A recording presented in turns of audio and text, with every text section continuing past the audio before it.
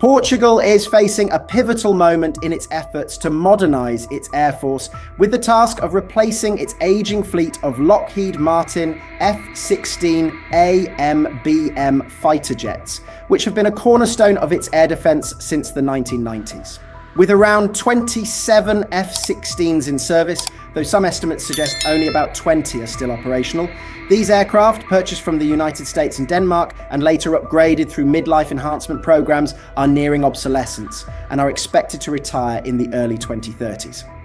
Initially, Portugal had set its sights on the Lockheed Martin F-35 Lightning II as a fifth-generation successor, with General Zangil Harry Rosado, CXO ALV, the Portuguese Air Force commander, expressing support in 2023 for its stealth capabilities and NATO compatibility. However, by March 2025, Minister of Defence Nuno signalled a significant shift, moving away from the F-35 to consider European options such as the Saab Gripen EF, Dassault Rafale and Eurofighter Typhoon. This change reflects a blend of geopolitical, economic and strategic factors, positioning Portugal to redefine its role within NATO and the European defence landscape. The rejection of the F-35 stems from both practical and political reasons. First, the uncertainty in US foreign policy under the Trump administration raised doubts about America's commitment to NATO. Minister Nuno openly addressed Trump's fluctuating statements and the uncertainty they created, emphasising the need for stability from Portugal's allies. Furthermore, operational limitations of the F-35 raised concerns. The dependency on US-controlled software and maintenance parts posed a risk of reliance, including the potential for an off switch that could limit Portugal's autonomy in deploying the aircraft, especially if US and Portuguese interests conflicted. Cost was also a deciding factor. At $82 million per unit and operating costs of $33,000 per hour, 4 times that of the F-16, the F-35 represented a financial burden that Portugal, with a defence budget of about $3 billion annually, could hardly bear. Instead, Nuno emphasised considering European production options, aligning with NATO's broader trend to strengthen the continent's defence industry and reduce dependence on US systems amid shifting transatlantic relations. Among the contenders, Sweden's Saab JS-39 Gripen EF emerged as a standout choice, offering a cost-effective and flexible solution suited to Portugal's needs. Priced between $60 million and $70 million per unit, with operating costs of $4,000 to $7,000 per flight hour, the Gripen is a versatile, single-engine, light multi-role fighter.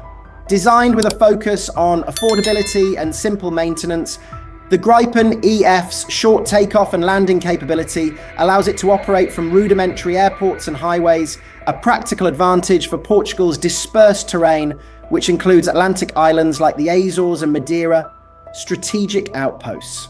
With a top speed of Mach 2, a combat radius of 800 kilometers, extendable with external fuel tanks, and a payload of 15,800 pounds, the Gripen EF delivers robust performance in air superiority, ground attack, and reconnaissance missions. Its integration with NATO systems, including Link 16 data links and advanced weapons like the Meteor missile, ensures compatibility with Allied operations. As a European product, though, it uses the US-made GEF-414 engine with a smaller proportion of US components. The Gripen supports Portugal's strategic shift. However, as a 4.5 generation fighter, it lacks stealth capabilities, and its single-engine design limits its payload and range compared to twin-engine competitors, potentially reducing effectiveness in long-range or over-water missions. To evaluate the Gripen, it must be compared to other European competitors, the Dassault Rafale and the Eurofighter Typhoon. The Rafale, a 4.5 generation twin-engine fighter from France, stands out for its versatility and proven combat experience. With a top speed of Mach 1.8, a combat radius of over 1,000 kilometers, and a payload of 20,900 pounds, along with the Spectra electronic warfare system and AESA radar, it has demonstrated capabilities from Afghanistan to Libya, offering Portugal a seasoned option for both air and naval missions, an important factor given its maritime responsibilities. Almost entirely produced in Europe, the Rafale reduces dependence on the US, although with a price tag of $90 to $100 million and high operating costs, it far exceeds the Gripen. Its advanced strike capabilities and durability make it a premium choice if Portugal prioritizes combat power and autonomy over budget, though its complexity may require extensive training and infrastructure upgrades, putting pressure on Portugal's 2,000-strong Air Force personnel. Meanwhile, the Eurofighter Typhoon, a collaborative product from Airbus, BAE Systems, and Leonardo, excels in air superiority, reaching Mach 2 with a combat radius of 1,000 kilometers and a payload of 16,500 pounds. Its Captor-E radar and long-range combat capabilities with the Meteor missile make it a powerful air defense asset. However, with a price of $110 to $120 million and a focus on air-to-air roles, along with high life cycle costs, it may not fully meet Portugal's multi-role requirements. Additionally, Typhoon production may gradually decrease as new European projects like the Future Combat Air System, FCAS, progress, raising questions about long-term support. The Gripen stands out for its low cost and operational flexibility, making it well suited to Portugal's role as a smaller NATO member focused on air policing and limited strike missions within Europe.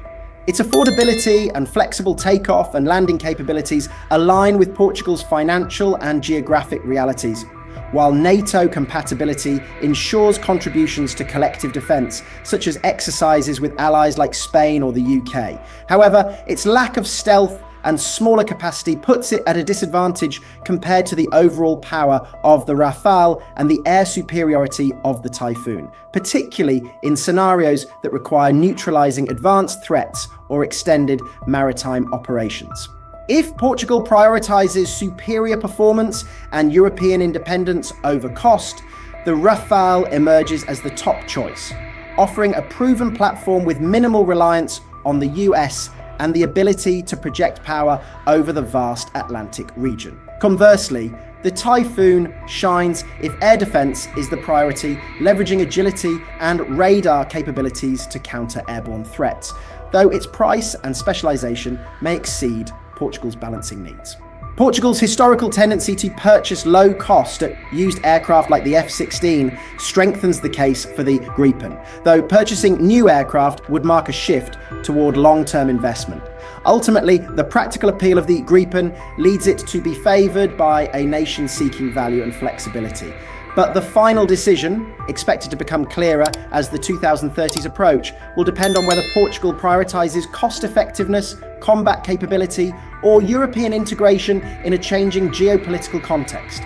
This decision will not only shape Portugal's air force, but also signal the country's strategic stance within NATO and beyond, potentially influencing other small and medium-sized powers in Europe facing similar dilemmas.